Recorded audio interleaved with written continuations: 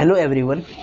आज के लेक्चर में हम क्लास 10th का chapter number 9 some application of trigonometric यानी त्रिकोणमिति के कुछ अनुप्रयोग, इसकी जो एक्सरसाइज है यहाँ लिख लो आप, एक्सरसाइज 9.1 का क्वेश्चन नंबर 1 से 5 तक हमने सॉल्व कर लिए थे।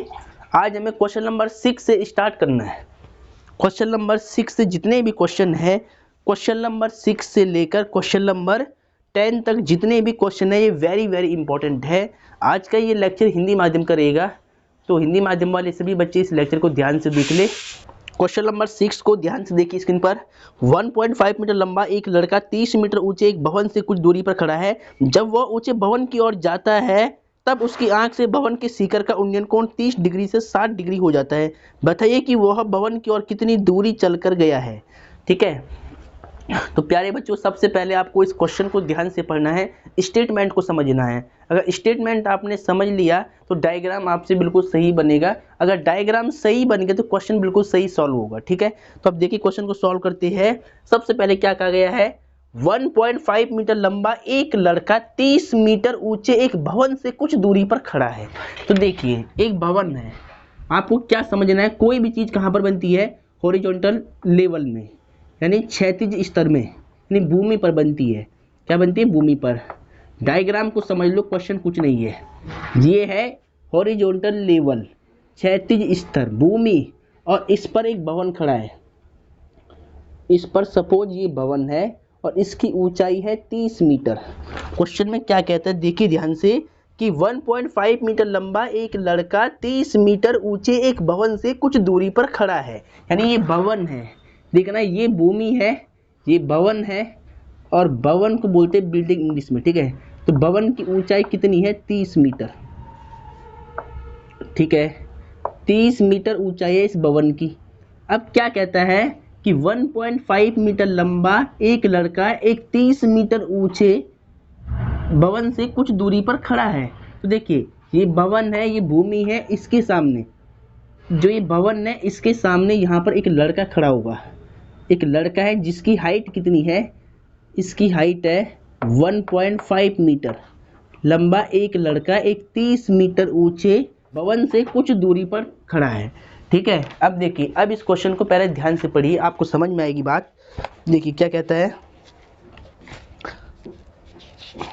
देखिए 1.5 मीटर लंबा एक लड़का 30 मीटर ऊंचे एक भवन से कुछ दूरी पर खड़ा है। ठीक है, देखिए ये एक लड़का है, बॉय है, ये इस 30 मीटर ऊंचे भवन से कुछ दूरी पर खड़ा है। ठीक है, चलो अब क्या कहता है, देखिए जब वह ऊंचे भवन की ओर जाता है तब उसकी आंख से भवन की शिखर का उन्नयन कोण 30 डिग्री से 60 डिग्री हो जाता है। अब ये लड़का यहाँ पर खड़ा है, जब ये भवन की ओर जाएगा, ये लड़का अभी यहाँ पर खड़ा है, जब ये भवन की ओर आएगा, इधर की साइड आएगा, तो मान लिया पहले ये यहाँ पर था, अब यहाँ से चलकर ये भवन की ओर यहाँ तक पहुँच गया है। भवन की ओर यहाँ से यहाँ तक पहुँच गया है। सपोज आप यहाँ भी मान सकते हैं इसको ऐसे करके। ठीक है, इस तरह देखिए ये एक लड़का बना दिया मैंने जिसकी हाइट है 1.5 मीटर। कितनी है, 1.5 मीटर है। ठीक है, अब ये लड़का जो ये भवन है इसकी ओर चल के जा रहा है, चल के। ठीक है, तो अब ये पूछ रहा है कि मान लिया पहले लड़का यहाँ पर खड़ा है, अब वो यहाँ से यहाँ तक आ गया है, इधर से जा रहा है वो ऐसे में। ठीक है, तो अब ये पूछ रहा है कि इस लड़के ने कितनी दूरी तय की है भवन की ओर आने में, यानी यहाँ से यहाँ तक जाने में कितनी दूरी तय की है। तो हम मान लेंगे कि यहाँ से यहाँ तक आने में x दूरी तय की है, तो इसको बाद में मान लेंगे। ठीक है, पहले ये लड़का यहाँ पर था, अब ये यहाँ से यहाँ पर आ चुका है, तो दोनों की हाइट कितनी होगी, हाइट कितनी होगी इसकी 1.5 मीटर ही होगी। ठीक है, हाइट वही सेम रहेगी। अब क्या कहता है कि जब वह ऊंचे भवन की ओर जाता है, देखिए ये यहाँ पे लड़का है और ये जा रहा है, इसकी जो ये भवन है इसकी ओर जा रहा है। तो अब उसने क्या कहा है, देखिए अब देखिए आगे, जब वह ऊंचे भवन की ओर जाता है, जब वह यानी ये लड़का जा रहा है इस भवन की ओर। ठीक है, तो अब क्या कहता है, जब वह ऊंचे भवन की ओर जाता है तब उसकी आंख से भवन की शिखर का उन्नयन कोण 30 से 60 हो जाता है। यानी जब वो लड़का यहाँ पे खड़ा था और वो इस सीकर को देख रहा था, भवन की सीकर को यहाँ पर देख रहा था, उस वक्त जो उसकी आंख का जो उन्नयन कोण था नीचे से बनना ऊपर की ओर, वो था 30 डिग्री। तो यहाँ पर कोण बनाने के लिए, देख वो यहाँ से रहा है, यहाँ पर कोण बनाने के लिए एक क्षैतिज रेखा और होनी चाहिए। इसको मिला दिया आप ऐसे, ठीक है, ये क्षैतिज रेखा है, ये क्षैतिज रेखा हो जाएगी। तो जब वह देखिए, जब ये लड़का यहाँ पे खड़ा था और इस भवन के शिखर को देख रहा था, तो उस वक्त जो उसकी आंख का जो उन्नयन कोण था वो 30 डिग्री था। अब जैसे ही वो थोड़ा आगे आया, जैसे ये लड़का यहाँ से यहाँ पर आ गया, अब यहाँ से उसने देखा भवन के शिखर को, तो उस वक्त जो एंगल था वो इंक्रीज हो गया। देखिए पहले ये छोटा एंगल है, जैसे वो आगे जाएगा तो ये एंगल क्या हो जाएगा, इंक्रीज हो जाएगा, मतलब बढ़ जाएगा। तो पहले 30 था, अब 30 से 60 हो गया, एंगल क्या होगा, इंक्रीज हो गया, बढ़ गया एंगल, ठीक है। पहले वो लड़का यहाँ से देख रहा था इसके टॉप को, बिल्डिंग के टॉप को, ठीक है। तो उस वक्त जो एंगल बना उन्नयन कोण वो 30 है, एंगल ऑफ एलिवेशन 30 था। जब वो थोड़ा से आगे आया, फिर उसने इस शिखर को देखा, तो उस वक्त उसकी आंख का जो एंगल ऑफ एलिवेशन था वो 60 डिग्री हो चुका था, एंगल इंक्रीज हो गया था, ठीक है। अब पूछ रहा है कि वो लड़का भवन की ओर कितनी दूरी चल कर गया है। अब इसको मान लो x मीटर, ठीक है। अब पूछ रहा है कि वो लड़का इस भवन की ओर कितनी दूरी चल कर गया है। तो मान लिया x मीटर चल के गया होगा, भाई यहाँ से वो यहाँ तक गया ना, तो इसको मान लो x मीटर चल के गया है, ये दूरी होगी x मीटर, ठीक है। तो अब देखिए डायग्राम बिल्कुल कंप्लीट हो गया। अब एक ये राइट एंगल ट्रायंगल है, एक ये समकोण त्रिभुज है, और एक देखिए यहाँ पे नेम रख दो A B C, इस पॉइंट को D, ठीक है, ये पॉइंट को D, इस पॉइंट को E, और ठीक है A B C D E, ये F और ये पॉइंट G, ठीक है।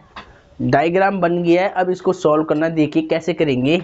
हमें ये ज्ञात करना है कि ये लड़का इस भवन की ओर कितनी दूरी चलकर गया, यानी यहाँ से यहाँ तक आने में उसने कितनी दूरी तय की है। तो वो हमने x मीटर मान ली, x की वैल्यू हमें निकालनी है। अब क्वेश्चन को स्टार्ट करते हैं। क्वेश्चन नंबर 6, मान लो, माना लड़के द्वारा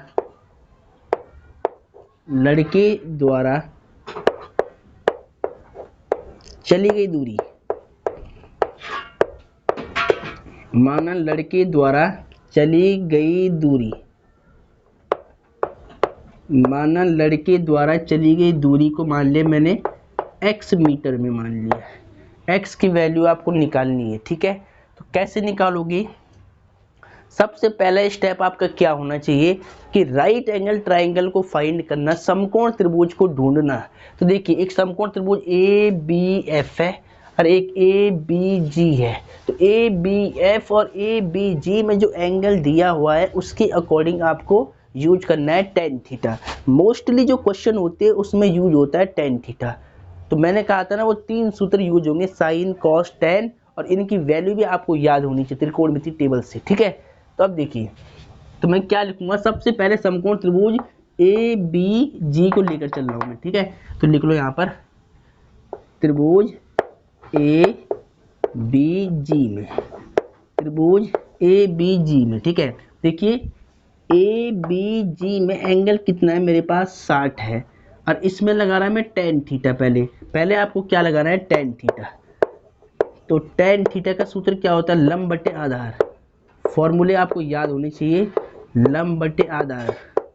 जिस बच्चे को अगर नहीं भी याद है ना तो ट्रिक देख लो। देखिए लाल बटे कक्का, ये होती है ट्रिक। इसमें जो L/K होता है, लंब बटे कर्ण होता है साइन थीटा, आधार बटे कर्ण कॉस थीटा, लंब बटे आधार tan थीटा, और इसका रेसिप्रोकल उल्टा A/L आधार बटे लंब, ये होता है कॉट थीटा का फॉर्मूला, और K/A कर्ण बटे आधार, ये होता है सेक थीटा, और ये कॉसेक थीटा होता है। ट्रिक है, इसको याद कर ले आप, ट्रिक को याद कर ले, सभी फॉर्मूले आपको याद हो जाएंगे। तो tan थीटा का क्या फॉर्मूला बना, लंब बटे आधार, लास्ट वाला रेशियो होता है tan थीटा का। तो tan थीटा बिल्कुल सेम रहेगा, ठीक है।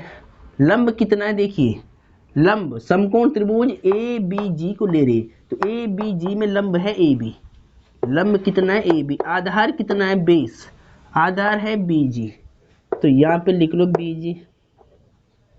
टेन सेम थीटा कितना है देखिए, थीटा की वैल्यू समकोण त्रिभुज ए बी जी में एंगल कितना दिया हुआ था, 60 डिग्री दिया हुआ था 60, तो थीटा की वैल्यू होगी 60। ए बी कितना है ए बी देखिए यहाँ से यहाँ तक। अब ए देखिए ए बी की वैल्यू आपको निकालनी, तो कैसे निकालोगे, देखिए ये 1.5 मीटर है, ये भी 1.5 मीटर होगा, और इसके सामने ये दूरी भी कितनी होगी बी सी 1.5 मीटर होगा। ठीक है, ये बात ध्यान रहे क्योंकि ये एक रेक्टेंगल बना है पूरा, तो ये भी 1.5, ये भी 1.5, ये भी 1.5 हो जाएगा। अब सुनना ध्यान से, अगर ए सी कंप्लीट लेंथ 30 मीटर है और बी सी है 1.5 मीटर, तो ए बी कितना हो जाएगा देखिए, अगर 30 में से आप माइनस करते हो कितना 1.5 ऐसे, तो यहाँ 10 में से 5 जाएगा 5 0, अरे पॉइंट का पॉइंट हो गया, 9 में से 1 जाएगा तो कितना 8 और 2 का 2। देखिए इस दूरी ए बी की दूरी निकालने के लिए आपको क्या करना है, ए सी दूरी में से बी सी को हटा देना है, माइनस कर देना है।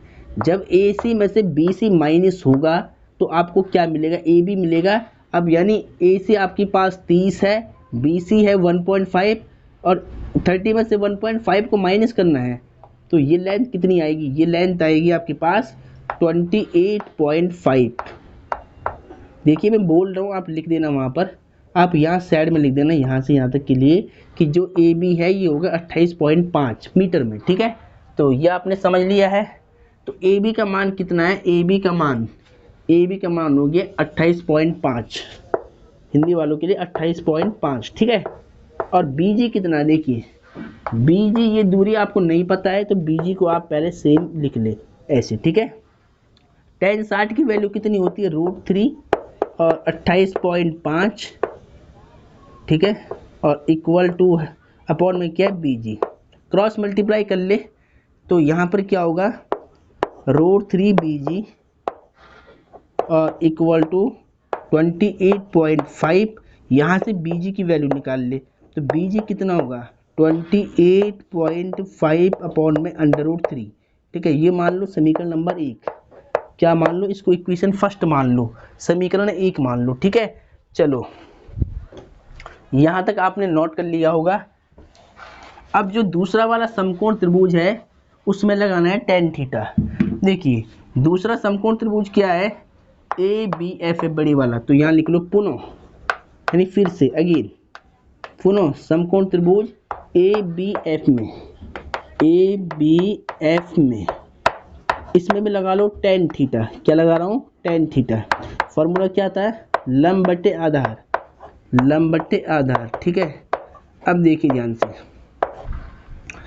tan थीटा, देखिए tan को अभी आप सेम रख लो, थीटा कितना है, थीटा समकोण त्रिभुज ए बी एफ के लिए थीटा कितना है 30 है, तो यहाँ रख लो 30 डिग्री।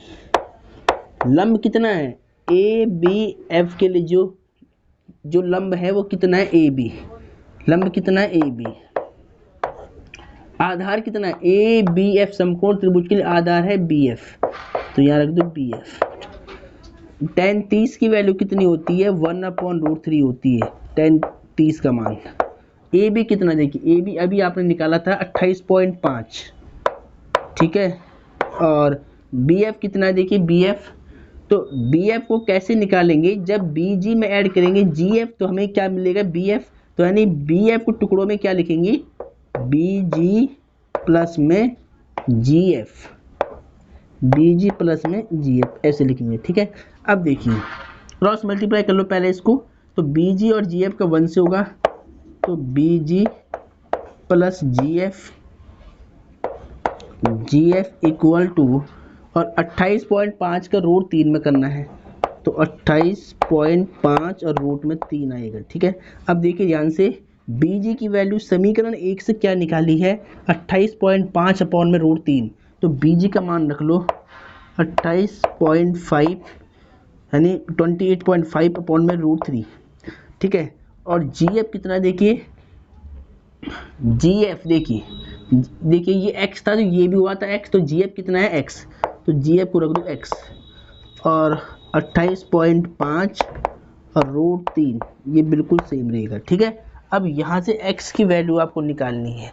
किसकी वैल्यू निकालनी है? x की वैल्यू, कि वो लड़का भवन की ओर कितनी दूरी चल कर गया है। ठीक है, वो लड़का जो है, ये वाला जो लड़का है इस बिल्डिंग की ओर कितनी दूरी चल कर गया है वो आपको निकालना था। ठीक है, यानी x की वैल्यू आपको निकालनी थी। अब कैसे निकालोगे? यहाँ तक आपने नोट कर लिया होगा। इसके बाद देखिए ये मान आपने कहाँ से रखा है? ये मान रखा आपने समीकरण नंबर 1 से, तो यहाँ आप साइड में लिखते आगे इसके फ्रॉम इक्वेशन नंबर फर्स्ट, समीकरण 1 से क्या लिखना है? समीकरण 1 से। ठीक है, अब यहाँ से देखिए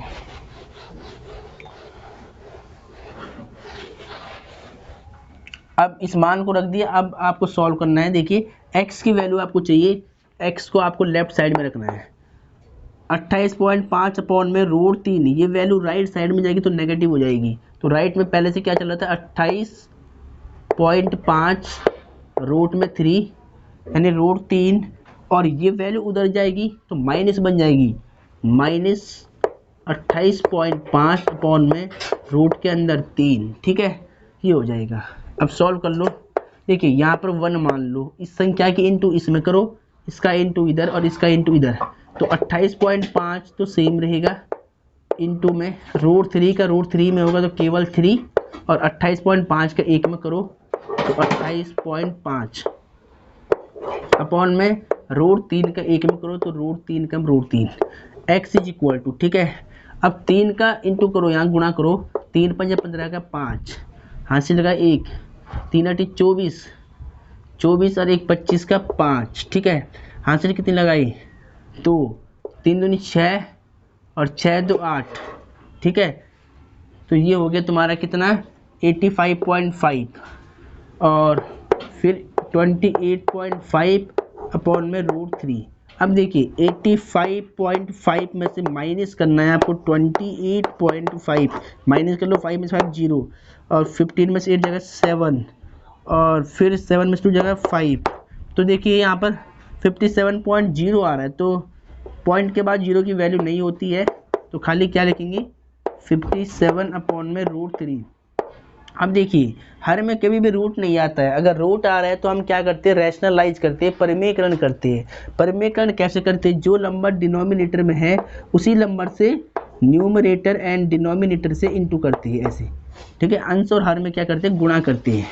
तो अब देखिए यहाँ पर x is equal to 57 root 3, ये सेम रहेगा, रूट 3 का गुणा रूट 3 में केवल 3 आएगा। ठीक है, अब 3 से काटो, 3 कम 3 और फिर 3 कम 3 बचा कितना? 2, तो 3 27, तो x बराबर कितना हो गया? 19 रूट 3 मीटर।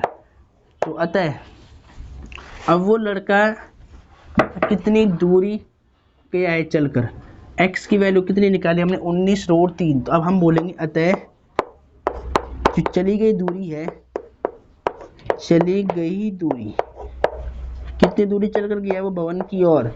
19 रूट 3 मीटर चल के गया है। तो हम बोलेंगे अतः चली गई दूरी x बराबर 19 रूट 3 मीटर वो चल कर गया है। ठीक है, भवन की ओर कितनी मीटर, कितनी दूरी चल कर गया है?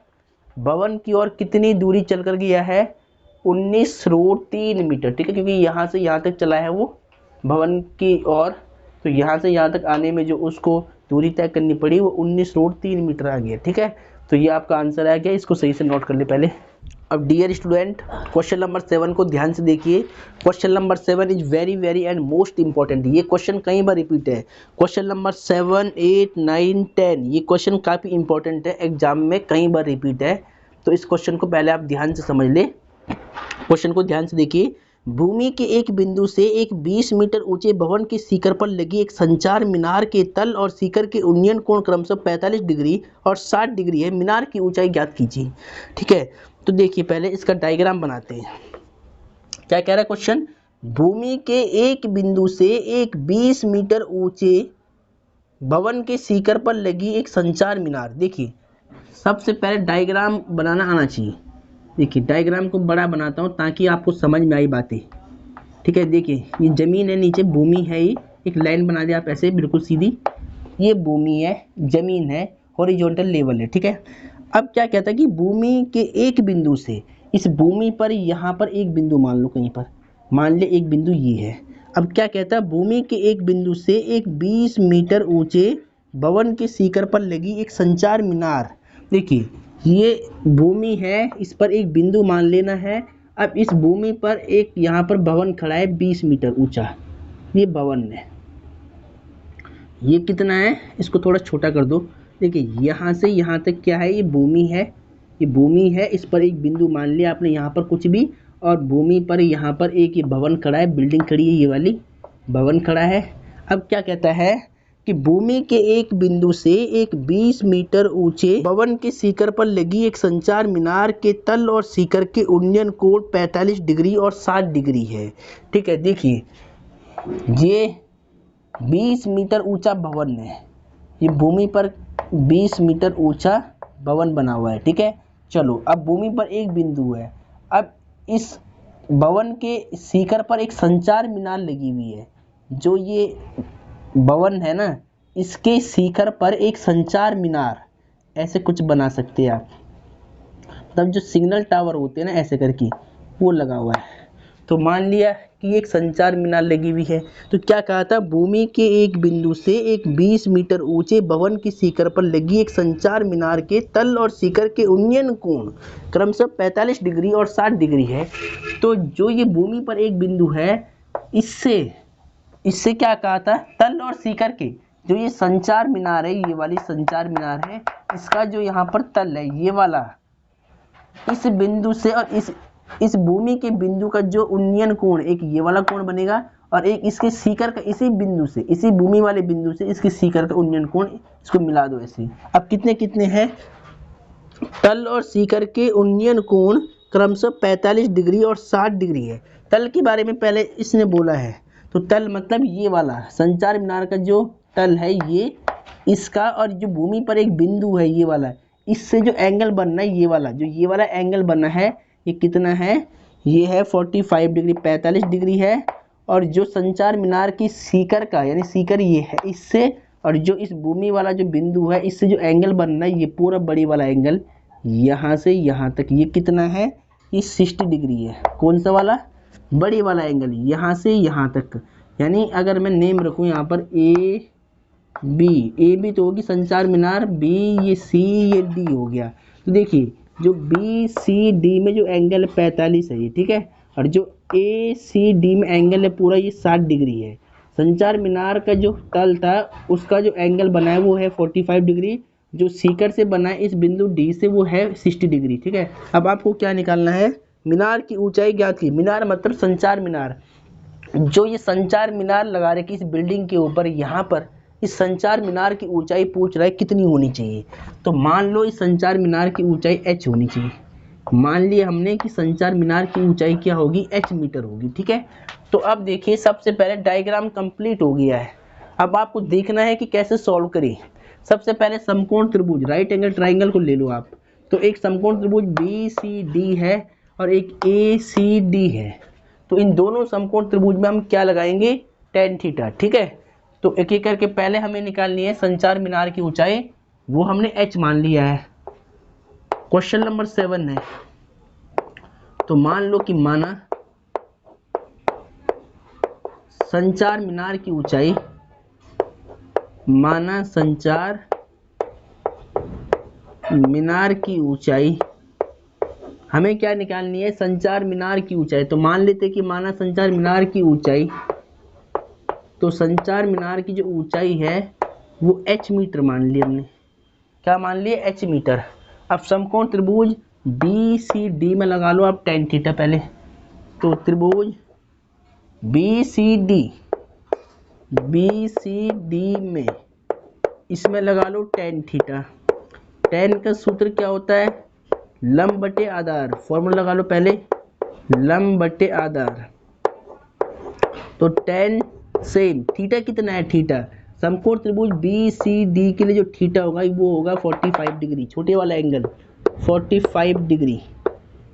और लंब कितना होगा, बी सी डी के लिए लंब है बी सी, लंब कितना है बी सी, आधार कितना होगा सी डी।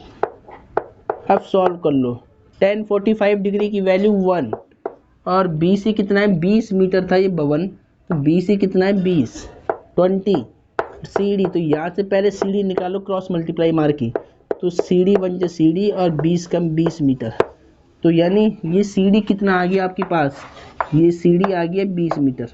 अब कितना आ गया 20 मीटर। तो अब आपको क्या करना है, पुनः फिर से जो दूसरा समकोण त्रिभुज है वो लो, पुनः समकोण त्रिभुज ए सी डी में लगा लो tan थीटा।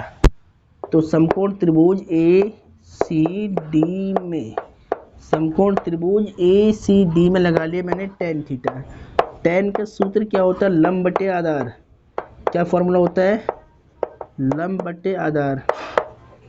तो tan सेम थीटा कितना है, थीटा की वैल्यू कितनी है, समकोण त्रिभुज ए सी डी में ये वाला एंगल आएगा बड़े वाला 60, तो थीटा की वैल्यू होगी 60 डिग्री। लंब कितना होगा, ए सी डी के लिए लंब है ए सी पूरा कंप्लीट लेंथ ए सी, आधार कितना होगा सी डी। tan 60 की वैल्यू कितनी होती है √3 और ए सी कितना है, देखिए ए सी आपको निकालना, तो ये हमें कैसे मिलेगा, जब ए बी में ऐड करेंगे बी सी, तो ए सी को हम लिख सकते हैं ए बी प्लस में बी सी अपॉन में सी डी, ठीक है। अब √3 को सेम रख लो, ए बी कितना है, ए बी को माना था हमने एच, तो यहाँ पर एच रख ले, और बी सी कितना है, बी सी था हमारे पास 20 नहीं 20, तो यहाँ पर रख दिया 20 अपॉन में सी डी कितना है, सी डी का मान हमने यहाँ समीकरण 1 में निकाला, चाहो तो इसको समीकरण 1 मान लो और चाहो तो वैसे ही लिख लो, ठीक है। तो मान भी सकते हैं समीकरण नंबर 1, तो सी डी का मान कितना है 20, तो यहाँ रख दो, कहाँ से रखा ये समीकरण 1 से,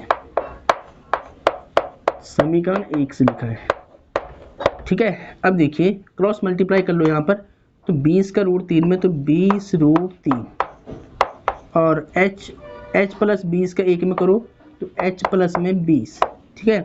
अब जिनके साथ में 20 है उनको एक साइड करो पहले, तो ये नंबर आएगा इधर, तो माइनस का 20 हो जाएगा इक्वल टू h, हमें चाहिए h की वैल्यू। यहाँ पर देखिए दोनों में 20 कॉमन है, 20 को कॉमन निकाल लो, तो यहाँ कितना बचेगा √3 और यहाँ पे 1 बचेगा, ठीक है, इक्वल टू h। अब साइड चेंज करो, therefore h equal to 20 bracket में √3 माइनस में 1 मीटर में, ठीक है। अब आप लास्ट में लिख सकते हैं कि अतः संचार मीनार की ऊंचाई, क्या लिखेंगे, अतः संचार मीनार की ऊंचाई h बराबर, ऊंचाई h बराबर 20 √3 माइनस 1 मीटर, 20 √3 माइनस 1 मीटर, ये आपका आंसर हो गया, ठीक है। ऐसे आप इसको पहले सही से लिखते हैं, h की वैल्यू कितनी आई थी 20 √3 माइनस 1 मीटर, ठीक है। तो इसको पहले सही से नोट कर ले। क्वेश्चन नंबर 8 को ध्यान से देखिए। अब एक पेडिस्टल के शिखर पर एक 1.6 मीटर ऊंची मूर्ति लगी है, भूमि के एक बिंदु से मूर्ति के शिखर का उन्नयन कोण 60 डिग्री है और उसी बिंदु से पेडिस्टल के शिखर का उन्नयन कोण 45 डिग्री है। पेडिस्टल की ऊंचाई ज्ञात कीजिए। पेडिस्टल क्या होता है, पेडिस्टल, पेडिस्टल का मतलब होता है स्टैंड, मूर्ति को रखने का जो स्टैंड। मान लीजिए ये स्टैंड है और ये मूर्ति है मेरे पास, तो इस स्टैंड के ऊपर ऐसे मूर्ति रखी जाती है, तो ये क्या होता है पेडिस्टल। हिंदी में क्या बोलते हैं स्टैंड को, पेडिस्टल, ठीक है। पेडिस्टल हो गया और उसके ऊपर एक मूर्ति रखनी है ऐसे करके। तो हमें किसकी हाइट बतानी है, पेडिस्टल की ऊंचाई ज्ञात कीजिए। क्वेश्चन में क्या लिखा है, पेडिस्टल की ऊंचाई ज्ञात कीजिए, तो मान लो इसको h, ठीक है। देखिए क्वेश्चन नंबर 8, क्वेश्चन नंबर 8 भी है very very and most important. तो सबसे पहले डायग्राम बनाएंगे, देखिए ध्यान से क्या लिखा है। एक पेडिस्टल के शिखर पर एक 1.6 मीटर ऊंची मूर्ति लगी है, ठीक है। देखिए सबसे पहले इसका डायग्राम कैसे बनेगा, ये नीचे होगा हॉरिजॉन्टल लेवल, भूमि होगी ये, ठीक है। ये नीचे क्या होगा हॉरिजॉन्टल लेवल यानी भूमि है, और इस पर एक पेडिस्टल है। पेडिस्टल का मतलब क्या होता है, मूर्ति रखने वाला स्टैंड। मान लीजिए पेडिस्टल है ऐसे, ये पेडिस्टल है जिस पर मूर्ति रखी जाती है। अब पेडिस्टल के ऊपर एक 1.6 मीटर ऊंची मूर्ति लगी है, यानी पेडिस्टल ये है, इसके ऊपर एक मूर्ति लगी है, ये वाली मान लिया ये मूर्ति है एक, ठीक है। इसकी जो हाइट है मूर्ति की 1.6 मीटर लंबी एक मूर्ति लगी है, तो वो हमने यहाँ पर लगा दी ऐसे, ठीक है। चलो अब क्या कहता है कि पेडिस्टल के शिखर पर एक 1.6 मीटर ऊंची मूर्ति लगी है, भूमि के एक बिंदु से मूर्ति के शिखर का उन्नयन कोण 60 डिग्री है। देखिए पेडिस्टल ये है, इसके शिखर पर ये मूर्ति लगी हुई है, इसकी हाइट है 1.6 मीटर। अब भूमि के एक बिंदु से, मान लिया ये भूमि है, भूमि पर यहाँ पर एक बिंदु है, एक बिंदु है, ठीक है। यहाँ मान लो इस पॉइंट को ए, इस पॉइंट को बी और इस पॉइंट को यहाँ पर सी मान लेना। अब क्या कहता है, भूमि के एक बिंदु से मूर्ति के शिखर का उन्नयन कोण 60 डिग्री है। भूमि के एक बिंदु से, मान ले इस बिंदु से, ठीक है, मूर्ति के शिखर का, ये मूर्ति ए बी है, तो मूर्ति का शिखर हो गया ए, तो ए से इस भूमि वाले बिंदु का जो उन्नयन कोण है वो कितना है, 60 डिग्री है। ये पूरा एंगल कितना है, 60 डिग्री है, ठीक है। आगे क्या बोलता है, ध्यान से सुनिए। और उसी बिंदु से पेडिस्टल की शिखर का उन्नयन कोण 45 डिग्री है। उसी बिंदु का मतलब क्या है कि जो ये बिंदु है भूमि पर, इसी बिंदु से पेडिस्टल का जो शिखर है यहाँ पर बी पर, इसका उन्नयन कोण कितना है, 45 डिग्री। इसको मिला दो, पेडिस्टल के शिखर को और जो भूमि पर ये बिंदु है इनको मिला दो, ऐसे करके, ऐसे करके मिला दो इनको, ठीक है, बिल्कुल स्केल के द्वारा ऐसे करके यहाँ पर। तो अब क्या कहता है कि भूमि के एक बिंदु से मूर्ति के शिखर का उन्नयन कोण 60 हो गया। अब कहता है उसी बिंदु से पेडिस्टल के शिखर का उन्नयन कोण 45 डिग्री है। पेडिस्टल के शिखर से इस बिंदु का मान लो डी, इसका उन्नयन कोण कितना है, 45 है, यानी ये वाला एंगल, ये वाला एंगल, ठीक है। बी सी डी के लिए ये एंगल जो होगा वो 45 डिग्री है। और ये पूरा एंगल, ठीक है, यहाँ से यहाँ तक, यानी ए सी डी का जो एंगल बना है, शिखर का जो एंगल बना हुआ मूर्ति के, वो 60 है। और पेडिस्टल के शिखर का जो एंगल बना हुआ है वो 45 है, इस बिंदु डी से, ठीक है। देखिए इस बिंदु डी से जो मूर्ति के शिखर का उन्नयन कोण है वो 60 डिग्री है, और इसी बिंदु डी से जो पेडिस्टल के शिखर का उन्नयन कोण है वो कितना है, 45, यानी 45 डिग्री है, ठीक है। चलो डायग्राम कंप्लीट हो गया। अब क्या पूछता है, पेडिस्टल की ऊंचाई ज्ञात कीजिए। पेडिस्टल की हाइट आपको फाइंड करनी है, स्टैंड की लंबाई बतानी है कितनी होगी। स्टैंड को मान लो आप h मीटर, मान लिया पेडिस्टल की लंबाई क्या है, ऊंचाई क्या h मीटर है, तो यही बात आपको यहाँ पे लिखना है।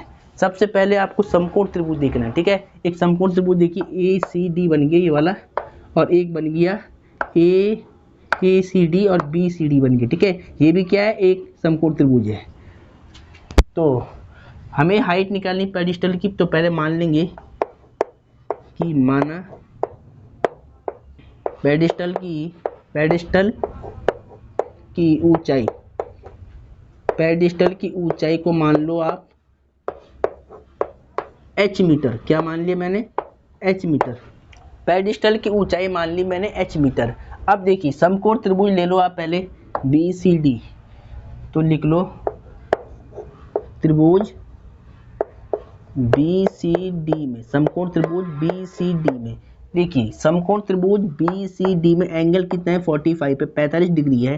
तो यहाँ पे लगा लो टेन थीटा, पहले मोस्टली क्वेश्चनों में टेन यूज होगा, तो टेन थीटा, टेन का सूत्र होता है लंब बटे आधार, फॉर्मूला याद कर ले, लंब बटे आधार, ठीक है।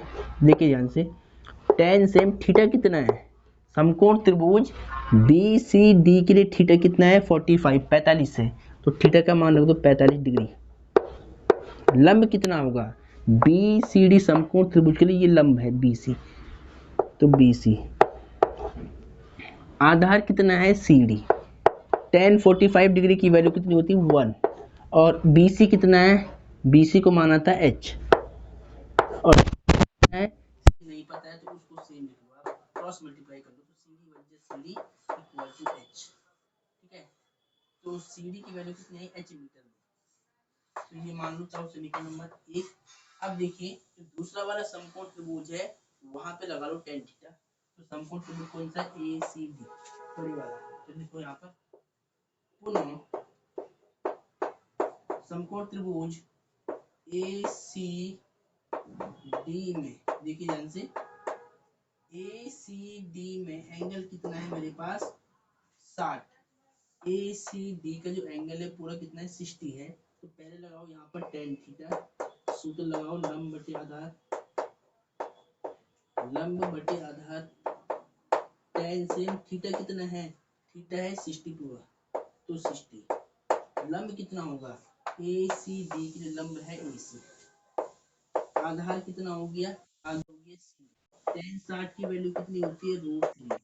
अब देखिए सीधी था ये, ए सी है, देखिए ए सी कितना है? ए सी यहाँ से यहाँ तक की लेंथ है ए सी। अब ए सी हमें कैसे मिलेगा? जब ए बी में ऐड करेंगे बी सी, तो इस ए सी के टुकड़ों में क्या लिखेंगे? A B plus B C, A B plus B C, और सी डी नीचे सेम रहेगा। ठीक है, अब क्या करना है देखिए, √3 बिल्कुल सेम रहेगा। ए बी कितना है? ए बी है 1.6, तो यहाँ रख दो, यहाँ पे रख दे 1.6 मीटर, प्लस बी सी कितना था? एच। ठीक है, और सी डी कितना था? सी डी यहाँ समीकरण 1 में क्या निकला? एच, तो यहाँ पर एच रखूंगा। अब ये कहाँ से निकाला मैंने? समीकरण 1 से। यहाँ रीजन देना पड़ेगा, लोकेशन देनी पड़ेगी, समीकरण नंबर 1 से रखना है। ठीक है, अब देखिए क्रॉस मल्टीप्लाई कर लो, तो √3 का एच में √3h, और यहाँ 1 मान लेना, इस पूरे नंबर की 1 से होगी, तो 1.6 प्लस एच, यानी वही सेम नंबर आएगा। अब जो एच वाले टर्म्स है उनको एक साइड करो, √3h, एच आएगा लेफ्ट में तो माइनस का एच इक्वल टू 1.6, दोनों में से एच कॉमन निकाल लो तो एच कॉमन आएगा। ठीक है, तो यहाँ से देखिए इन दोनों में से एच कॉमन निकाल लो, तो यहाँ क्या बचेगा? √3 और यहाँ पे 1, एच मैंने बाहर की साइड कॉमन निकाल दिया, इक्वल टू 1.6। ठीक है, अब देखिए एच की वैल्यू आपको चाहिए, पेडिस्टल की ऊंचाई चाहिए थी, एच की वैल्यू, तो एच के साथ में जो इंटू में नंबर है पूरा ब्रैकेट ही आएगा डिवाइड में, तो √3 माइनस में 1। अब यहाँ पर रैशनलाइज करना पड़ेगा परिवेकरण। ठीक है, जो नंबर नीचे है वही नंबर से ऊपर नीचे इंटू करते हैं।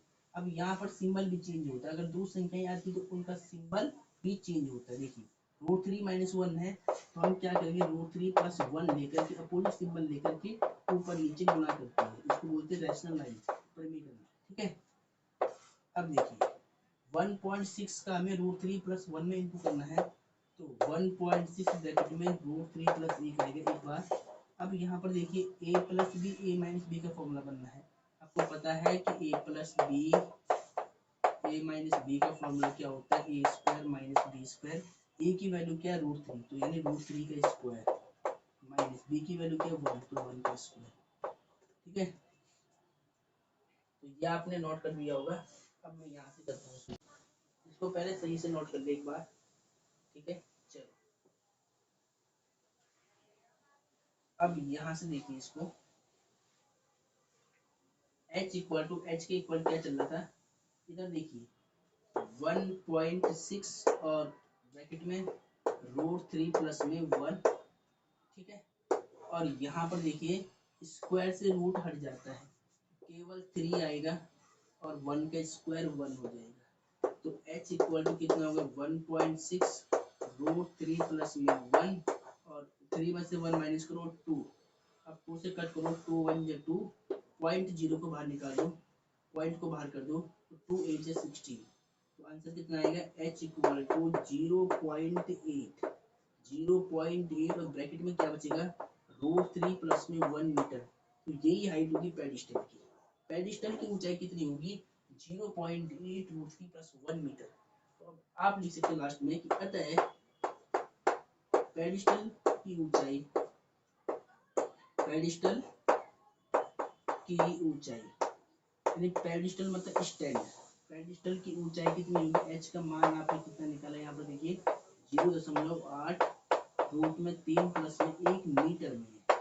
पूरी वैल्यू आपको बिल्कुल सीक्वेंस में लेकर आनी है, तो इस तरह से आपको क्वेश्चन को सॉल्व करना था। पहले आपको डायग्राम बनाना है, फिर बिल्कुल सीक्वेंस में लिखना है। ठीक है, इसको नोट कर ले।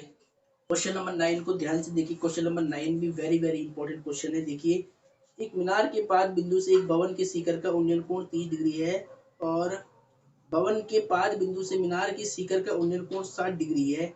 यदि मीनार 50 मीटर ऊंची हो तो भवन की ऊंचाई ज्ञात कीजिए। ये क्वेश्चन 2019 और 2017 में रिपीट था। ये क्वेश्चन वेरी वेरी इंपॉर्टेंट है। इस क्वेश्चन को बिल्कुल आपको सही से सॉल्व करना है। तो देखिए इसका डायग्राम बनाएंगे। सबसे पहले क्वेश्चन नंबर 9 भी क्या है, very very and most important question है। ठीक है, अब देखिए एक मीनार के पाद बिंदु से एक भवन की शिखर का उन्नयन कोण 30 डिग्री है। ठीक है, देखिए सबसे पहले आपको क्या बनाना है, इस सवाल को करने के लिए एक क्षैतिज स्तर बना दो, भूमि बना दो। अब इस भूमि पर एक तो भवन खड़ा है, तो भवन छोटा होता है मीनार से। ठीक है, एक तो भवन खड़ा है और एक मीनार खड़ी है, ये मीनार होगी। मीनार क्या होती है, ऊंची होती है भवन से। ठीक है, भवन छोटा और मीनार यानी टावर क्या होता है, बड़ा होता है। ठीक है, तो ये मान लिया मैंने ए बी, तो मेरे पास टावर है, मीनार है, और सीढ़ी मान लिया मैंने ए बी सी डी, ये सीढ़ी मान लिया भवन है। ठीक है, अब क्वेश्चन में क्या कहता है, ध्यान से सुनना। ये भूमि है, क्षैतिज स्तर है, ये मेरे पास भवन, ये मेरे पास मीनार। ठीक है, अब आगे देखिए एक मीनार के पाद बिंदु से एक भवन के शिखर का उन्नयन कोण 30 डिग्री है।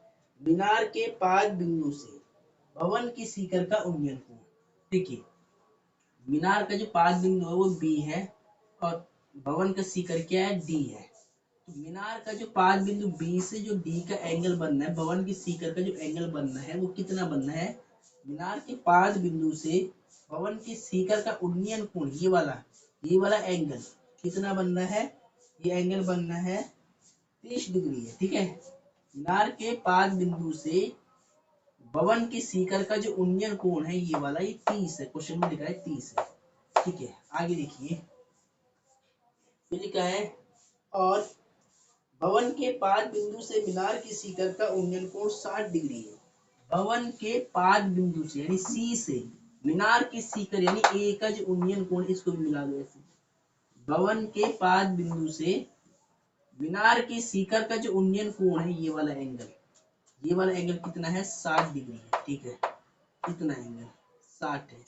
तो क्या पूछता है, मीनार 50 मीटर ऊंची हो तो भवन की ऊंचाई ज्ञात करो। मीनार यानी ये जो टावर है इसकी हाइट है हमारे पास 15 मीटर। मीनार 50 मीटर ऊंची हो तो भवन की ऊंचाई ज्ञात करो। भवन यानी सीढ़ी, इसकी हाइट आपको निकालनी है, तो इसको मान लो h मीटर। हमें नहीं पता कितना ऊंचा होगा, तो हमने मान ली h मीटर में। ठीक है, तो ये डायग्राम बन गया बिल्कुल कंप्लीट। ये क्वेश्चन कई बार रिपीट है, इसको सही से आपको सॉल्व करना है। ठीक है, अब हमें क्या निकालना है, भवन की ऊंचाई। तो भवन की हाइट को हमने h मान लिया है। अब हम इसको सॉल्व करेंगे। तो सबसे पहले आपको लिखना है कि माना भवन की ऊंचाई, भवन की ऊंचाई, भवन की ऊंचाई को मान लो आप h मीटर। ठीक है, अब देखिए समकोण त्रिभुज आपको देखने हैं। एक तो ए बी सी समकोण त्रिभुज है, एक बी सी डी समकोण त्रिभुज है। ठीक है, अब समकोण त्रिभुज ए बी सी को लो और या तो पहले बी सी डी को लो। ठीक है, ये एक राइट एंगल ट्रायंगल है पूरा। ठीक है, तो मैं क्या करूंगा, सबसे पहले बी सी डी समकोण त्रिभुज को ले रहा हूँ। तो यहाँ लिख लो समकोण त्रिभुज बी सी डी में, बी सी डी में इसमें लगा लो tan थीटा। पहले क्या लगा रहा हूँ, tan थीटा। tan का सूत्र क्या होता है, लंब बटे आधार। क्या होता है, लंब बटे आधार। देखो tan सेम थीटा। देखिए समकोण त्रिभुज बी सी डी के लिए जो एंगल है वो कितना है, 30 है। ये एंगल थीटा कितना हो गया, 30 हो गया। और लंब कितना होगा, बी सी डी समकोण त्रिभुज के लंब होगा सी डी। तो लंब का मान हो गया सी डी। आधार कितना हो गया, बी सी। ठीक है, tan 30 की वैल्यू कितनी होती है, 1/√3। सी डी कितना है, h। और BC कितना है, BC आपको नहीं पता तो BC आप सेम रखिए, क्रॉस मल्टीप्लाई कर ले, BC 1 जे BC और √3 का h में, तो √3 इंटू में h। इसको मान ले आप समीकरण नंबर 1। इस वैल्यू की बाद में आवश्यकता होगी। ठीक है, अब पुनः जो दूसरे वाला समकोण त्रिभुज है उसको लेकर चलो। कौन सा वाला, अभी हमने लिया था BCD, अब हम लेंगे ABC। तो लिख लो समकोण त्रिभुज right angle triangle A B C, समकोण त्रिभुज ए बी सी है, इसमें भी लगा लो tan थीटा। तो tan का सूत्र क्या था, फॉर्मूला क्या था, लंब बटे आधार, ठीक है। tan सेम रहेगा, थीटा कितना होगा देखिए, समकोण त्रिभुज ए बी सी में थीटा कितना है 60, तो यहाँ पे थीटा की वैल्यू कितनी आएगी 60, और लंब कितना होगा, ए बी सी में लंब है ए बी, तो लंब का मान ए बी, आधार कितना होगा, आधार 20 यानी बी सी, ये वाला आधार है 20। tan 60 की वैल्यू कितनी होती है √3, और ए बी कितना है, ए बी है 50 मीटर, ए बी 50, BC कितना है, BC नहीं पता है, तो BC का मान रखेंगे हम समीकरण नंबर 1 से। देखिए BC का मान हमने यहाँ निकाल रखा है √3h, तो यहाँ रख लो √3h, और ये मान कहाँ से रखा है, समीकरण 1 से, कौन इक्वेशन नंबर फर्स्ट, तो रीजन में लिखना है समीकरण 1 से, ठीक है। चलो अब देखिए यहाँ पर आपको सॉल्व करना है, इसके नीचे 1 मान ले, क्रॉस मल्टीप्लाई कर ले, इसका इससे इसका इससे, तो √3 का जब √3 से इंटू होगा तो केवल 3 आएगा, और साथ में h वेरिएबल है तो h सेम आएगा। अब 50 का 1 से इंटू करो तो 50 1 जा 50, और यहाँ से क्रॉस मल्टीप्लाई होगी। अब h की वैल्यू निकालनी, तो इंटू का नंबर डिवाइड में आएगा, तो 50/3, ठीक है। अब 3 से इसको डिवाइड करना है, इसको भाग करना है, ठीक है। देखिए जब अंश की वैल्यू हर से ज़्यादा होती है तो हम क्या करते हैं, भाग करते हैं, मिश्रित भिन्न में आंसर देते हैं। तो जैसे आप इसको भाग दोगे ना ऐसे करके, 3 को 50 से, तो 3 एकम 3, कितना बचेगा 2, यहाँ से लेंगे 0, 20 होगा तो 3 6 18, 20 से कम कितना होगा 18, तो कितना आएगा 2।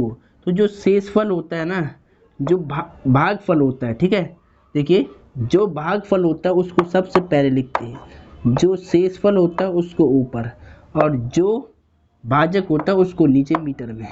तो आप लिख सकते हैं अब, अतः भवन की ऊंचाई, ये क्या निकाली हमने, भवन की ऊंचाई, अतः भवन की ऊंचाई, भवन की जो ऊंचाई है h बराबर वो कितना आया 16 सही 2/3 मीटर, तो ये ऊंचाई होगी भवन की, ठीक है। ऐसे आपको इसको सॉल्व करना है, तो पहले इसको सही से नोट कर ले।